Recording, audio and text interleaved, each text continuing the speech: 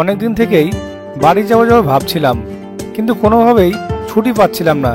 তাই 3-4 দিনের ছুটি ম্যানেজ করে হঠাৎ আমি বেরিয়ে পড়লাম কোচবিহার থেকে আমার হোম ডিস্ট্রিক্ট মুর্শিদাবাদের উদ্দেশ্যে। কিন্তু আনফর্চুনেটলি কোচবিহার কিংবা নিউ জলপাইগুড়ি থেকে মুর্শিদাবাদ যাওয়ার জন্য ট্রেনে কোনো টিকিটই অ্যাভেলেবেল ছিল না। তারপর তড়িঘড়ি করে আমার কলিগ কাম দাদা শুভেন্দুদাকে ফোন করে রেড বাসে আরাধনা ট্রাভেলসের এসি ভলভো বাসে বুকিং করলাম।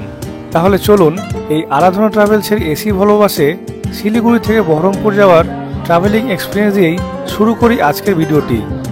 সিতাই থেকে বাসে করে মাথাভাঙা স্টেশন পৌঁছে সন্ধ্যে 6:34 পদাতিক এক্সপ্রেস ধরে আমি 8:30 নাগাদ পৌঁছে গেলাম নিউ জলপাইগুড়ি স্টেশন। এই পদাতিক এক্সপ্রেস নিউ জলপাইগুড়ি স্টেশনে পৌঁছাই 8:30টার সময়, আর শিলিগুড়ি থেকে আমাদের বাসের সময় ছিল 9:30।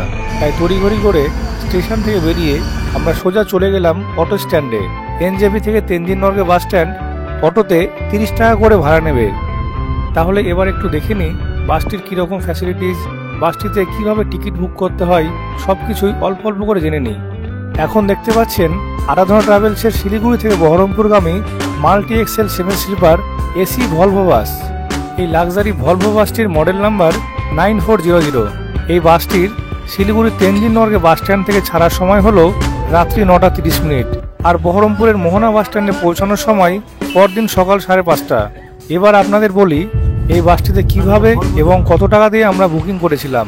আমরা অনলাইনে রেড বাস অ্যাপ্লিকেশনে এই বাসের টিকিট বুকিং করেছিলাম। আমাদের সবকিছু বাবদ 850 টাকা করে পার হেড এই বাসের টিকিট পড়েছিল। এবার জার্নির টাইমে বাসটি আমাদের কীরকম ফ্যাসিলিটিস প্রোভাইড করেছিল সে সম্পর্কে একটু বলি। বাসে ওঠার একটু পরেই কমপ্লিমেন্টারি হিসাবে 1 বোতল জল দিল। বাসটিতে সিটগুলো যথেষ্ট কমফোর্টেবল ছিল। দুটো সিটের মাঝখানে অনেকটা লেগ স্পেস থাকায় লম্বা মানুষের ক্ষেত্রে ট্রাভেলিংয়ে কোনো অসুবিধাই হবে না। বাসটির এসি খুব স্মুথলি ফাংশন করছিল এবং প্রতিটা প্যাসেঞ্জারের জন্য একটি করে কম্বলের ব্যবস্থাও ছিল। এবার একটু দেখে নিই বাসের সিটগুলো কীরকম। সিটগুলো লম্বা হওয়ার সাথে সাথে যথেষ্ট কমফোর্টেবল ছিল। দুটো সিটের মাঝখানে লেগ স্পেস যথেষ্ট হওয়ায় লম্বা মানুষের ক্ষেত্রে ট্রাভেলিংয়ে কোনো অসুবিধাই হবে না।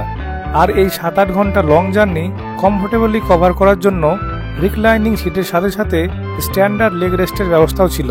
তাছাড়াও ব্যাগ রাখার জন্য বাঙ্কার, প্রপার এসি ভেন্টিলেশন, প্রতিটা সিটে চার্জিং সকেটের ব্যবস্থা, সাথে ডিফারেন্ট টাইপসের লাইট।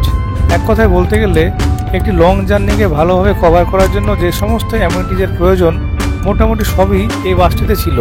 এগুলোর সাথে সাথে বাসে জার্কিং কীরকম ছিল সেটি না বললে ভিডিওটি ইনকমপ্লিট থেকে যায়। বাসের জার্কিং যথেষ্টই কম ছিল। এটুকু বলতে পারি বাসে ঘুমিয়ে যেতে পারবেন। এই বাসটি শিলিগুড়ি থেকে ইসলামপুর, মালদা, ফারাক্কা, উমরপুর হয়ে বহরমপুর পৌঁছায়। বেশ কিছুক্ষণ চলার পর বাসটি এই ধাবাটিতে এসে দাঁড়ালো। বাসটি এখানে প্রায় আধা ঘন্টা মতো হল্ট করে।